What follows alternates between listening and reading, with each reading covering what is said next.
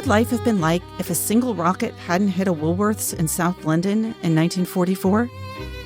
Francis Spufford will be here to talk about his new novel, Light Perpetual. And what's so great about Iceland? Eagle Bjornsson will join us to talk about his new book, How Iceland Changed the World. Alexandra Alter will be here with the latest in publishing news. Plus, our critics will join us for the latest in literary criticism. This is the Book Review Podcast from the New York Times. It's June 4th. I'm Pamela Paul.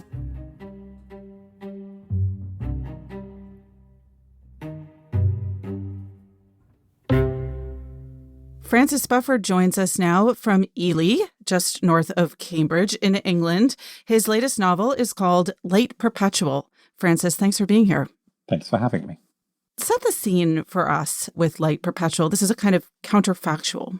It is, and the fact gets established good and hard in the first chapter when a German V2 missile falls on South London at the very end of the Second World War and annihilates a branch of Woolworths. This is based on a real incident in a place I walked past on my way to the college I teach at in London over and over again. And because the store is full of mothers with young children trying to buy new saucepans, also real, it kills a great many children, including my entire cast, but then with a kind of ambiguous resurrection of the kind that novels are good for, I bring them all back for the rest of the book, and we get the lives they would have, should have, might have had instead, because what they missed, of course, was the whole of the rest of the 20th century and every enormous and extraordinary change that brought to the city of London. So it's a novel about London,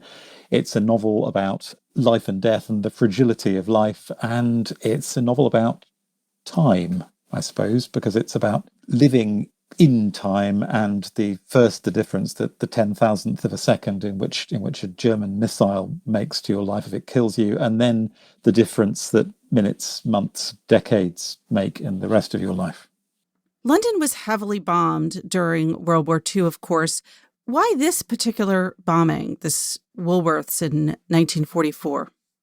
As you say, London had been bombed heavily, and as a result, there are stories like this dotted all over the place. This one was particularly awful because it killed so many children at once, and because it was a rocket and therefore more lethal. But because there are so many stories like this, they tend to become invisible. They just sink, as the kind of memory of a city does, into the kind of geological layers of underneath the streets. Cities get inhabited with people moving mostly obliviously, sometimes not, on top of a kind of layer cake of time. So this wasn't any more obtrusively apparent than any of the other stories the city is full of, but the plaque caught my eye. So I went deliberately digging, and of course, for the families of the 168 people involved, it was a huge deal, and some of them still live locally, and there was a very good work of oral history that I could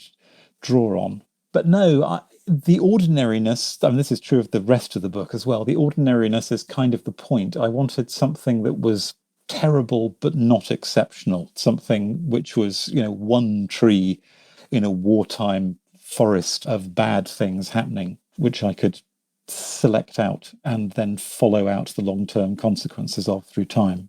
So when a regular person sees a plaque on the wall and goes digging, or at least does a light Google, that's just curiosity. But when a writer does that kind of thing, it's often with a purpose. And you've written a lot of nonfiction. This is your second novel. Were you at a period in your life where you were thinking about what should I do next? And this plaque research was purposeful? I was still in the middle of writing my last book, Golden Hill, which is a picaresque 18th century, mock 18th century novel set in 18th century New York. So I wasn't looking for another subject. But then every new subject I've ever found came up at the corner of my eye. And I liked the idea of moving from one city, tiny proto-New York, no bigger than a village, to London, which is much more my city. So I was glad when the idea snagged me. And of course, the traditional chip of ice in the writer's heart comes in here. never complete, but you notice that there is a reason for human pity here, and then a small part of you goes, but this is fascinating. Let's talk just for a second about that initial leap from nonfiction to fiction with Golden Hill. Why'd you do it? I'd always been a very narratively focused, story-shaped nonfiction writer, and every book of nonfiction I'd ever written contained some sort of close to the line flirtation with what novels do. But cowardice kept me a nonfiction writer for a long time. Not that I didn't take it very seriously in literary terms, and not that I don't still think it's something you can be very ambitious in. But I've always been, most of all, a reader of fiction, and I just waited and waited and waited until I felt I had the very, very slowly maturing skills required to get me over the line and start writing the kind of fiction I wanted to make exist. It's not that different in some ways from my non-fiction. There's still a preoccupation with how things work, which turns up in Light Perpetual in the form of long, perhaps too long, descriptions of how early 20th century hot metal newspaper composing machines work, and other slightly geeky things that I enjoy knowing about. Well, that's a very natural subject to be interested in, in my opinion. I think so. But but I'm aware that other people may not be quite as grabbed by it as me. So there's a pleasure in system and how things work, which has continued from nonfiction. And there's also a sense of my imagination being most activated by the contact with the kind of cracked, broken, high friction surfaces of the real world. What gets me going as a writer then and now is the sense that there's something to be understood and something that happened, preferably something which is going to resist being described, where finding the story is challenging. But also, I had a very basic fiction lover's desire to start doing the thing that fiction does, which no other kind of writing or indeed art form can really do as well, which is to do the leap of empathy into the minds of real people, the thing that lets us out of our individual castles of bone in our head and lets us try out being other people. And I wanted to do something where, in my way, I could do the kind of Tolstoy or George Eliot trick of doing very different human worlds alongside each other, coexisting, worlds no bigger than individuals. And cities are a natural setting for that as a subject, because cities are where the strands of radically different human experience run alongside each other, sometimes touching, sometimes heartrendingly separate.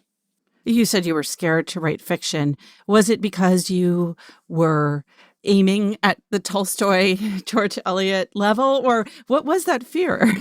I wanted not to embarrass myself. I was much more driven by the sense that what fiction writers do is inevitably to draw deeply on their sense of how humans work. You dip your pen, if you're still using a pen, in the ink of your basic understanding of humans, how they talk, what they do, why they behave like that. And I thought that I would betray myself as a person of rather weak understanding, and it took me a long time to go, perhaps I know enough. We should give a little bit of relief to listeners to let them know that your first novel, Golden Hill, got really ecstatically positive reviews. So it paid off. And at that moment, did you say to yourself, okay, that's it, I'm on fiction now and I'm going to leave the world of nonfiction behind? I've still got some nonfiction ideas in the queue to the kind of left back of my skull, but all of the fiction ideas are now at the front of the queue. They have put their elbows out and jostled their way up to the front. So I am a novelist for now, although I still find the idea of saying I am a novelist weirdly presumptuous, but I suppose it is a kind of embarrassing thing to say, it right? is, isn't it? But I suppose I am a novelist. There are the printed books. I am a novelist. In French, of course, you say, just when you say you're a writer, you say, je suis écrivain, without any article. And just to say, like, I am writer, it sounds so pompous. It does. There's a capital W in that, isn't there? I am writer. That might be the French equivalent of saying I'm a novelist. But to write this kind of fiction, as you do in Light Perpetual, a counterfactual, historical fiction, in a way, it's a very natural place for someone who's spent most of his life writing nonfiction to start, right? Because you're beginning with the facts, and then you have this freedom to then put those facts aside. Exactly, and to press the facts and until they kind of release the clues of narrative. Also, the historical aspect of it fits naturally with having been a kind of history writing non-fiction writer, because to be I'm dealing with multiple relatively recent London histories in this book, but you still need to do that thing of treating the setting basically as an additional character, treating the time and the place and the time fused with the place as another member of the cast who needs to be introduced, who needs to be gently provided with motives and peculiarities, preferably without dumping information on the reader. So these are 5 children who did live very brief lives. Presumably, they have living relatives. Aha. No, this is where in conscience I needed to make sure that I was not writing about 5 actual children. So I invented a counterpart V2 attack falling on a different Woolworths in a conveniently fictional London borough, which is very near the London borough in question, but which you can't find on any map. So my 5 kids are 5 completely fictional children. Was that important to you? It sounds Yeah, like it no, was. it was important to me because they do have a few living relatives, and you don't want to play the most well-meaning of fictional games with real grief. The tribute that invention can pay to grief is that you take it seriously by making stuff up. You don't take it seriously by muscling in on the literal past. So I took a firm step sideways into novelists' London. Tell us about those 5 characters then, and how you came up with them. Obviously, 5 is a nice group to play with. You can a range of different stories in there. Although you can't divide them neatly between men and women. So I hesitated about 3 men, 2 women, 3 women, 2 men for some time before ending up where I am, which is 3 men, 2 women. None of them are people whose lives change the world because they live. Their ordinariness is the point. But I mean, I have cheated in some ways. If you genuinely picked 5 random mid 20th century South Londoners, you wouldn't get one with a serious mental health condition which lets him function like a kind of holy fool in the book in some ways, somebody with a preternatural sensitivity to kind of to light and to numinous moments in the city. You wouldn't get one who goes off to be involved with the Laurel Canyon music scene in LA in the 70s and is the girlfriend of someone very like Rod Stewart. You wouldn't get one who is involved in a really famous labor dispute, which handily crystallizes a change in newspaper technology. And you wouldn't get one who was involved at the very darkest, worst end of 1970s youth culture and hung around with actually Nazi skinheads. And you wouldn't have one whose career as a property developer and con artist neatly exemplified the gentrification of the city. Although you could end up with all of these You could, things. I mean, all real of those life. are real kinds of people. They just you wouldn't get that. You wouldn't get them all drawn out of the hat at the same time if you were being genuinely random. So I hope that they're within reach of the plausibly ordinary, but they are gently arranged to tell the city's story as well as their own. I mean, in that way, and in the fact that you do these leap forwards in time, the book struck me as similar in certain ways to Michael Apted's 7 Up series. Which I am proud to say I didn't watch until after the book was finished. People kept telling me you really must, and I thought too close, too much potential influence. I'll check it out later. And yeah, there is a similar idea about how to frame one generation's experience of changing time and the changing phases of life. But I think it makes a difference that I kill all of mine first. I don't just want a kind of a cohort doing the experience of children born in around 1940 in London. I want ordinariness with the fragility of existence underlined. Ordinariness that, because of the framing of the V2 attack at the beginning, makes you notice how gratuitous it is for any life that there's something rather than nothing. And ordinariness, I hope, filled with the secret extraordinariness of our experience of living in time, which is usually so pervasive and so ordinary that we don't we don't notice it. I wanted the fabric of being picked out and made visible so that I don't know, this is probably not the right metaphor, but that a kind of a mesh you were usually seeing through while focusing on things in the distance was intermittently visible close up to your eye. So you noticed the medium in which they were living. And you can't write about time as such. That would turn you into a physicist or a philosopher, and I am a novelist. So it's got to be particular time for particular people. But I wanted something there in the texture of the writing, which was about time as such. You mentioned that you have a lot of novels in you. One of them you've actually written, allegedly, I think, The Stone Table. You've written it. It's not published. Tell us about that. I'd love to tell you about it, but I'm under a legal obligation not to, because when I wrote an unsolicited extra volume of C.S. Lewis's Narnia books, which was a labour of love for me, because they were extremely formative when I was a child, and I wanted to perform, for my younger self, if no one else, the magic trick of writing an extra book that Lewis might have written in his own voice, with his own opinions and his own sense of humour and his own outlook. I did gently offer that to Lewis's publisher and was sent away with the message that this was not a welcome thing to do. And indeed, I undertook not to comment on it in public. So I'm probably already breaking my legal obligation. So I should shut up about this. Sorry. Well, I have to say, I am definitely intrigued. Even the title alone makes me want to read it. So perhaps one day, but for now, listeners can turn to your latest novel, Light Perpetual, your previous novel, Golden Hell, and then a number of nonfiction books that you've written. Francis, thank you so much again for being here. Thank you for having me. Francis Bufford's new novel, again, is called Light Perpetual.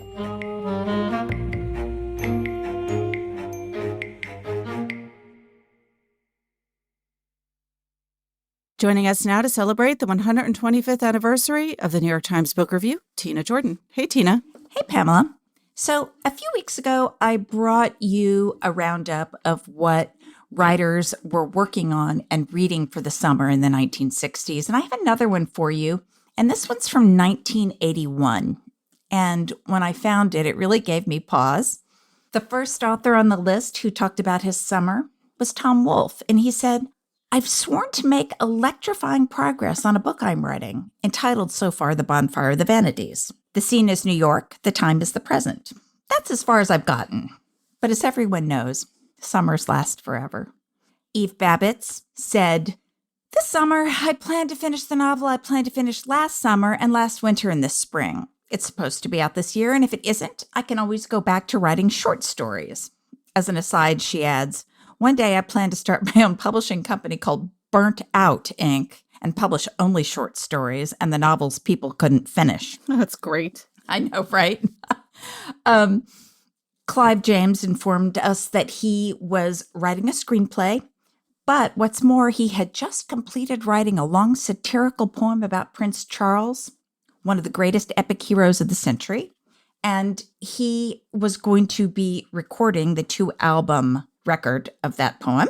Jonathan Rabin told us, "I've just spent the last 14 months working on the kind of big book that might reasonably be sold in hardware stores as a doorstop or an aid to changing light bulbs.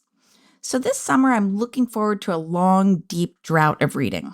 I'll confine my writing to the blessed brevity of the short story and the book review." And finally, Gabriel Garcia Marquez said to us, "The other day I wanted to quote a phrase from El Quijote, and I did not find the book in my library. So I bought one in the corner store, consulted it, and kept on reading. I couldn't stop. As a matter of fact, I had read it in high school, but my reading this time came as a revelation. I think I'll go on reading it not only this summer, but given its size, several more summers." I don't know why I love these so much, but I really do. I know why you love them, Tina. They're great. Yeah, it's a lot of fun. Thanks, Tina. Thanks, Pamela.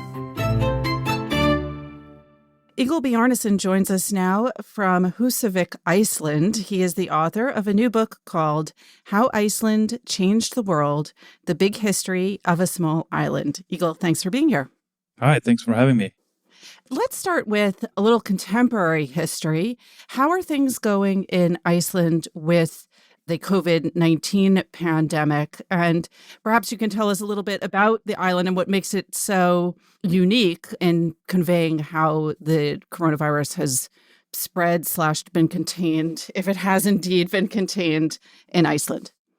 It has been contained for the most part. Since January this year, we've had only a few hundred cases in total. But we weathered the pandemic without going into complete lockdown like many of the other European nations. And it's largely a testimony to how few we are in Iceland. We are only 350,000 people. So it's easier to do all these measures of track and trace infected people. But our government was prepared early on with testing, and we were testing people before we diagnosed the first case. So that helped a lot. Well, Iceland is obviously an island. So was the government able to establish exactly how the coronavirus got in, and at what point did it enter Iceland? Yeah, it's an interesting case because if you remember, one of the earliest outbreaks of COVID were in the Alps, and Iceland at the time was testing for COVID when people were coming from these holidays in the Alps and letting the authorities in Austria know about the infections. So it kind of knew about the outbreak there before the government on the ground did. And that was, I guess, we have a big healthcare system, and we also have this big company that has been doing a lot of genetic research on an isolated small population like ours. And this company, Decode, was able to step in and ramp up the testing capacity of the entire country. So without them, I don't think we would have done this well. Let's get to the book. You have a very big and mighty title, How Iceland Changed the World, which leads to a very obvious first question. How did Iceland change the world?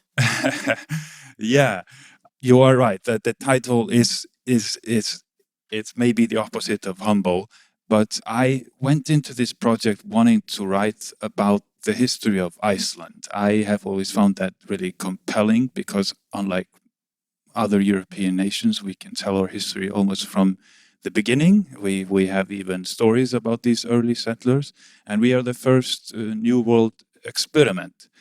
I've always found that kind of a natural story that I wanted to tell, but I've kind of figured that people who don't have high stakes in that story may not be so interested. So I wanted to tell the history of Iceland through our impact on the outside world by looking at where we have shaped events in some way or another. So I take both famous and maybe more lesser unknown events where we have had some impact. So your story is about how Iceland affected, in many ways, the rest of the world. Let's start with the opposite question, because Iceland, again, is an island nation. When did the rest of the world discover Iceland? And is there any indigenous population on the island? When did the Vikings come? You are right, that they were Vikings, the first people that came to Iceland. Before, it was just a layover for birds, the Arctic tern, and a very festive ground for the only mammal that lives here, the Arctic fox. So when the first settlers came from Northern Europe, they arrived to a completely empty island. And that was around the 9th century. And quite quickly, the entire country was populated, as far as we know. So the Vikings settled Iceland before going down and hitting the British Isles? No, the other way around. They were tired in the British Isles, and they needed new territory.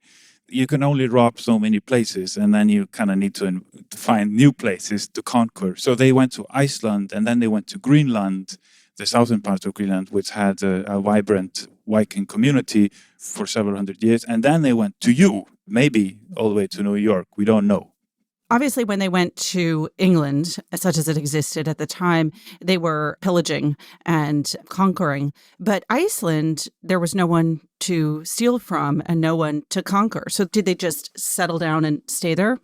There was one thing to steal. That was walrus tusk. And some theories suggest that the first people to come to Iceland would kind of turn the country into a base to hunt what was a species of a walrus called the Icelandic walrus, which is distinct and died out around the time of Iceland's settlement. So that may have been kind of the incentive of venturing this far, because we have to remember that people who were on these ships that went to Iceland, it took about a week, they did not have a compass. So it was an enormous risk that they were taking, and this may be what drew them there. But at the time, Iceland was also a green country. We had a lot more forest than we do now, and it was probably not a bad place to do agriculture for some time until the land was destroyed. Iceland today, you don't see a lot of trees. You see mostly mosses and rock surfaces and kind of low-lying vegetation. How did the geography change? It changed because of slash and burn agriculture for the most part, and volcanoes have also done quite a bit. But this is debated, but some evidence suggests that the entire coastline was covered in birch trees, so not tall forests, but birch. And maybe about as much as 30% of the entire country was green, as opposed to now it's just a few percentage. Most of that destruction is because the soil is really vulnerable in this climate. It erodes very quickly. You speak very good English, as most Icelandic people do. But one of the most fascinating things to me is the language itself in Iceland. How different is it from Old Norse? It's not that different. I can read old texts that are written by the early Icelanders in the 13th century when they started writing. You need a modest amount of guesswork because there are words that are not used today. But the spelling is remarkably similar, and with some practice, you can read it fluently. When I was in school, we would read all these sagas. It was homework, and it was tough homework, but it was still something we could be tested on. Tell us about those Icelandic sagas. The Icelandic sagas is this genre of literature with its 38 individual sagas, which is, by the way, a word that comes from Icelandic. And these sagas are stories about the early settlers of Iceland, but not written by them, but written by their descendants a few hundred years later when people had learned to read and write. And they were interested, unlike many of the scholars on the mainland at the time, the Icelandic people who wrote, they were mostly interested in their neighbors and in people who they were related to, probably to boost their own status. And they wrote these stories down not in Latin, but in Icelandic. And every story is different based on what the writer is interested in. But each one of them draws from some kind of oral history that the writer is putting down on calfskin. Is this the earliest evidence of written Icelandic that exists, these sagas? Yes, definitely. These are the earliest written examples. There are stories that predate the sagas because the sagas are entertainment in many ways. But there are other books about the settlers which are more like just a VIP list of, who came here and who was important and why he was important, who was his dad, and not as juicy as, a man who went to his neighbor and burned down the entire establishment. What role do these sagas play in Icelandic culture? Are these stories that every school child learns, or is this, the equivalent of Beowulf for American school children, something you might dip into for like a few tortured paragraphs and then kind of forget about for the rest of your school existence? I think they play a much bigger role. They are definitely a point of reference a lot, and I can just even think of the way we name our kids. There are bad characters in some of the sagas, and people have not named their kids after them. Oh, really? Who are the evil people in the Icelandic sagas? It's a very sly character in the Njál saga. Njál saga is the most famous one because it's the most literary, most complex. It has a very clear kind of beginning and a middle of an end. And the character who betrays the main figure in that saga is called Murder. I think to date there are only 3 people with that name. Exactly 3. And in Iceland, you would know precisely who they are. And I know 2 of them. I know 2 of them personally. They're good people. They're good people. I think the sagas and our literary tradition gives us a kind of a presence in the literary world, and that has boosted our kind of literary scene in the past, in modern times, I think, we have a lot of writers. We particularly write novels. So I think all of that can be traced to the sagas and that tradition. I was going to remark on that because when you go to Iceland, everyone is a writer. And if they're not a writer, they want to be a writer, or they know a writer, or their child is a writer, or their father was a writer. And you go to the bookstores, and there are many in Reykjavik, and there are huge sections of the stores that are devoted to Icelandic literature and to contemporary Icelandic writers. And all of this is kind of typical of most countries, except given how small Iceland is and how small the population is. Why do you think it's such a literary culture? I agree with you. I used to work in a second-hand bookstore, and I was so surprised to find out how many people had written a book over their lifetime. These maybe be people that, weren't writing today, but 20 years ago, they had published one book. And why is that? I think part of it is that in Iceland, writers are state-sponsored. We have a government scheme to support the arts in the Icelandic language in a way to protect the Icelandic language. So if you're an accomplished writer, you've published more than 2 books or so, you can apply for a grant that allows you to live on that profession. Of course, all the writers would say that this has to be done because it's a very small market. You can't just live on royalties alone. And so I think that supports a lot of writers, but it doesn't really explain the tradition itself. And, that's the sagas. It's also maybe the climate in some ways. We have always celebrated things that can be done indoors, and writing and reading is something that's suitable for that. Does Iceland think of itself as part of Scandinavia, as European, or is this a country that just thinks of itself as very different from the rest of its neighbors?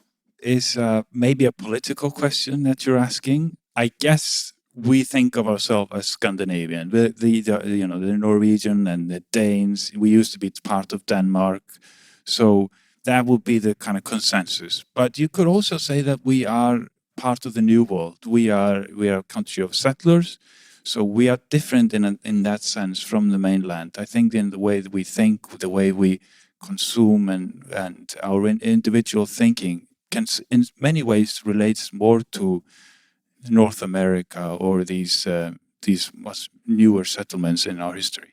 There was this really great story in the New Yorker recently by Jia Yang Fan about a museum that's not in Iceland. I think it's in Sweden, the Museum of Disgusting Food.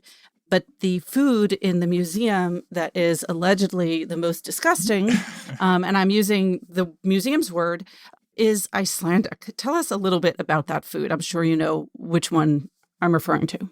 Well, first of all, I am outraged. And second, this disgusting food, I mean, yes, it comes from us, but we haven't eaten it really since the invention of the refrigerator.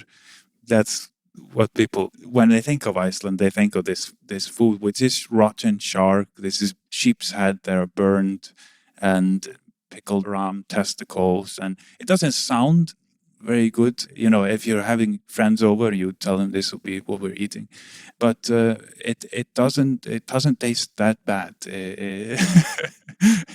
So I think disgusting food. We're talking about it in a way that the way it sounds, but not necessarily the way it tastes. I imagine that there's a wide range of opinion on how it tastes. I won't weigh in one way or the other. I have not tasted it. There's a lot more about Iceland and perhaps explains some of why you decided to come back from California. The book, again, is called How Iceland Changed the World, The Big History of a Small Island by Egil Bjarnason. Egil, thank you so much again for being here. Thank you so much.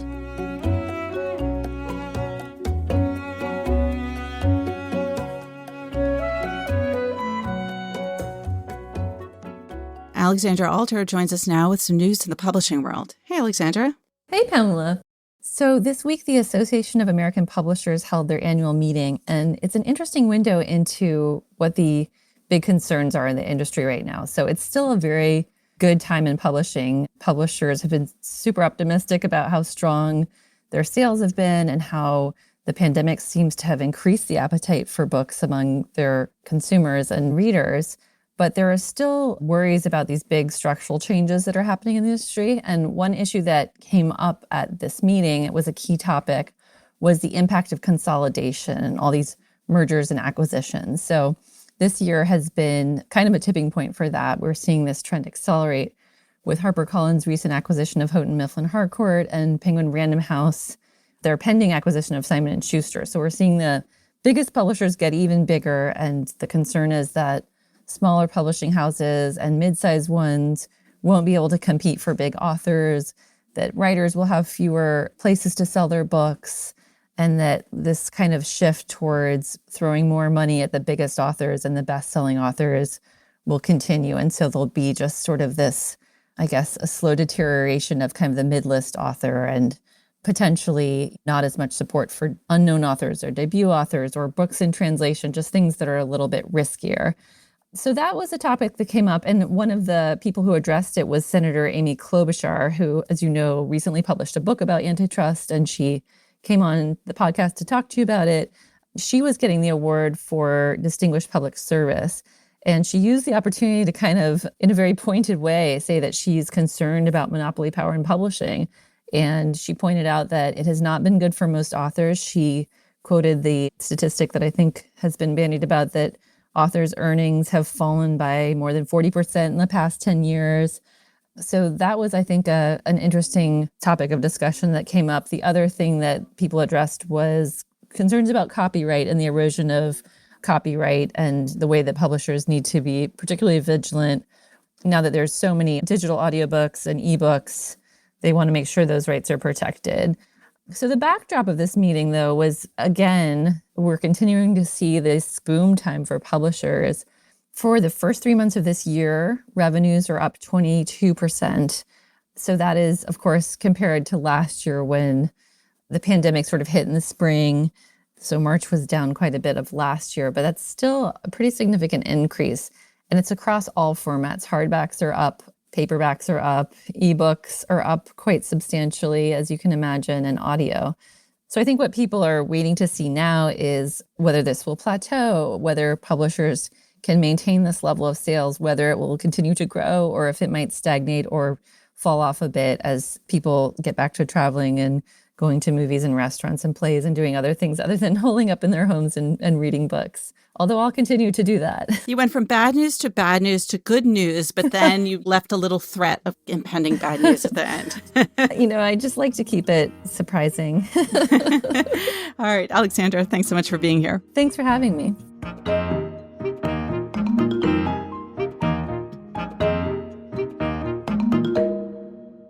Our critics Dwight Garner and Parul Sehgal join us now. Hey there.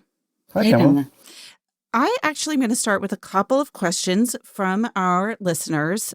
They have been patiently awaiting answers. In one case, a listener writes to us in January, so let's not make her wait any longer. Her name is Gina DeCiani, and she writes that because of the pandemic, she, of course, like many of us, hasn't been able to travel and is looking forward to planning her next literary vacation.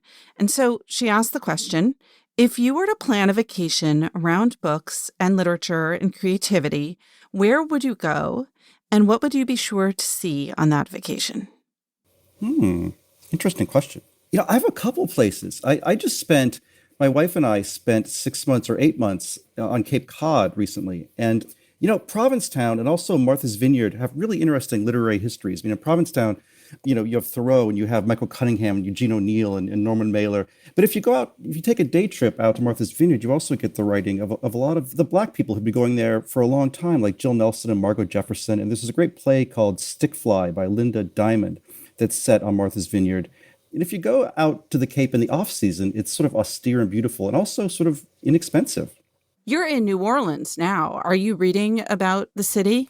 A little bit. I have a friend who has a weird opinion about New Orleans, which is that New Orleans' literary tradition isn't quite what it should be, because his take is, and I kind of like it, is that New Orleans is all about evanescent pleasure. It's all about food and jazz and dance, you know, and that the longer works don't really thrive here. Although God, it's New Orleans. Come here. I mean, Walker Percy, read John Kennedy Toole, read Faulkner. I mean, there's all kinds of great writing about it. Lastly, I will say, someone and being patriotic about my home state, West Virginia, stay at the Greenbrier Hotel and read West Virginia writers like Mary Lee Settle and Brees D.J. Pancake and Jane Ann Phillips and Muriel Ruckhiser. And, there's a great bookstore in Morgantown called Taylor Books. Anyway, those are my three: West Virginia, Cape Cod, and New Orleans. Parul, please take us to Europe or somewhere in Africa. No, I'm going to be even more circumscribed. Last week, my friend, the great biographer Joan Shankar, died, and she wrote a beautiful biography of Patricia Highsmith called The Talented Miss Highsmith. And one of the things that she did, she made this for the Times, actually, is a walking tour of the village of Highsmith's village, and she marked all of the places that Highsmith lived and all of the places she set her crimes. And I think my vacation is I just think next week I'm going to take the C train into Manhattan, very exotic, and I think I'm going to take that little walking tour she devised, and that murderous walking tour, and remember the talented Miss Shankar. So that's my plan. Thanks again to Gina DeCianci for that question. And one more question from a listener, also a fun one. This is from Tom Panisi, who is a huge fan, apparently, of Hanya Yanagihara, who's a colleague of ours at the Times and a novelist. And her next novel was just announced. It'll be coming in January of 2022. And so he asks, who is an author you're dying for another book from, but doubt you ever will, or know for sure you won't? It might be a late author, a classical icon, someone who's retired.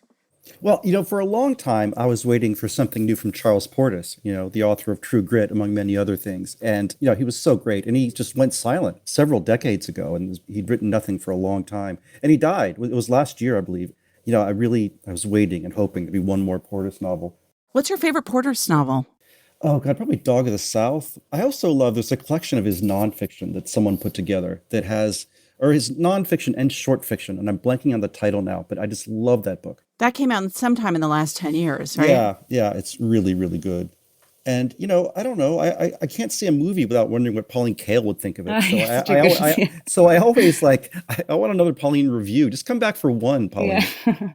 Dwight, my answer is very similar. I was thinking of, it's such a good question, and the list could be just unutterably long, but when I really think about it, I want the critics back. I want another Pritchett review. I want Hardwick right now. I want Elizabeth Hardwick to come back and write something about Me Too and identity and victimhood. And it's such a feature of literary criticism, of all kinds of criticism, that we seem to be having the same debates over and over again. And I miss some of those acerbic, very decided voices of the past. And I wonder what they would do with this, with our muddle. I totally agree. I really miss John D. MacDonald. I don't know if you guys have read many of his thrillers, but I just love them. I mean, they're set in South Florida, where I spent part of my childhood, and his hero, Travis McGee, is, a thinking man's hard-boiled guy. And I would love one more John D. MacDonald novel. All right. Well, speaking of criticism, Parul, what did you review this week? I reviewed this kind of chimera of a book. It's called A Ghost in the Throat. It really is like half lion, half goat, half horse. I don't even know. It's by the Irish poet Doreen Negrifa, and it's a biography of this Irish poet who, I guess you could call a poet. She's an Irish noblewoman who, more than 2 centuries ago, composed this lament for her dead husband. And Negrifa is a very accomplished poet in her own right, writes in Irish and translates her own work. And she's written this book that's, part biography, part translation. She translates the whole poem again, part memoir of what it was like to do this work while raising 4 children under the age of 6 and pining for more. It's autofiction. It's lament. It's a fabulous book about motherhood. It's a really great book about domestic work, about chores. And somehow it all kind of fits and flows together. It's her first book in prose. And it's sort of one of those books that feels very much of the moment, of thinking about, what it means to balance the work of the home and the family and the mind but with a twist, because it's a book where the impediment isn't obligation, rather it's the ecstasy. I mean, this is a woman who has 4 children under the age of 6 and wants more children. And 4 C-sections, which she writes about quite vividly. And her husband finally begs her. He's like, I need to have this vasectomy. And she finally allows him to have it.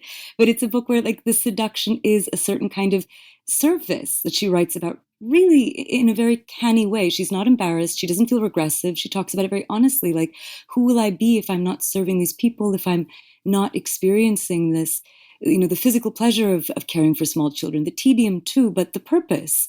And some of this felt very new to me in the conversation that happens. It generally has been tipping towards, rightfully so, how difficult it is, especially in the pandemic. We've been talking about how difficult things have been for mothers, working mothers, but some of these sorts of other strains that she brings into this book felt very fresh, and she can watch herself with this very interesting beadiness and humor. It's great fun, and I have to say that her translation of this long epic poem is rather stunning.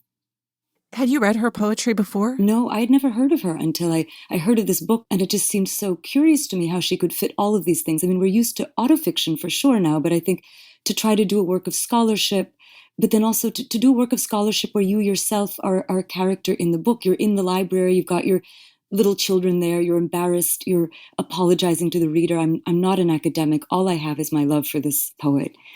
So she's trying to do all of these very different things, and it makes for a very intimate and unusual reading experience. Dwight, you read a collection of essays by Salman Rushdie. I did. Do I have to talk about it? I guess I do. It's so bad.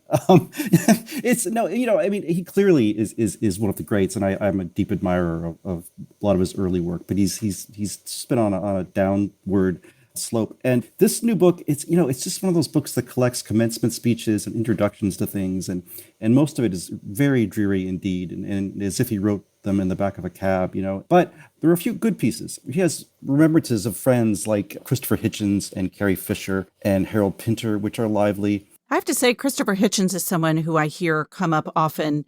That question that our listener friend Tom asked about writers people wish were back, everyone often brings up Hitchens in that context. What would Hitchens say? What would he write? It's so true for me. I agree with that. But Rushdie, what's mainly interesting is that he makes an argument that he's deeply out of fashion now. He's approaching his mid-70s.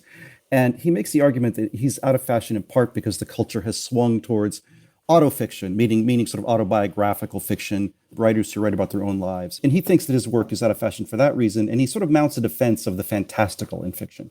And, that's interesting so far as it goes. I think he's sort of jousting, with a straw man a bit. As I say in my review, it's a fat time for books that are really deeply imaginative, from Colson Whitehead's Underground Railroad to Lincoln and the Bardo by George Saunders. I mean, these are the most revered novels of our time, and they're deeply fantastical in their ways. So I don't think he's exactly right, but I think mounting a defense of that kind of writing is interesting, and he has some stuff to say about it that's well put. You ended on a gentle note, Dwight. Thank you. You brought it around. I try. You actually reviewed Parul Rushdie's book just prior to this one. Right, his take on Don Quixote. Yes. Do you share Dwight's point of view on Rushdie's later career? I mean, for so many of us, the books like Shame or his essays, Imaginary Homelands, it's hard to think of a Zadie Smith without Salman Rushdie, He's so important in these ways. But I think that the later books are they seem like self-parody in a way. They're becoming more and more frenetic and more plots and more characters and so much more silliness. And in fact, I think, and I haven't, reread my review in some time, but I think what I remember going back to is actually Don Quixote and saying that so much of what makes that book beautiful are the human moments, is that the labor and the work of seeing things as they are. And, I miss some of that in Rushdie's later work for sure. Well, I'm going to end on a high note, which is with the word silliness, which you just used. Such a good word. Parul, thanks for using it. Let's run down the titles again of what you reviewed. I reviewed A Ghost in the Throat by Doreen Negrifa. And I reviewed Languages of Truth by Salman Rushdie. Remember, there's more at nytimes.com/books. And you can always write to us at books@nytimes.com. I write back, not right away, but I do. The Book Review Podcast is produced by the great Pedro Rosado from Headstepper Media, with a major assist from my colleague John Williams. Thanks for listening. For the New York Times, I'm Pamela Paul.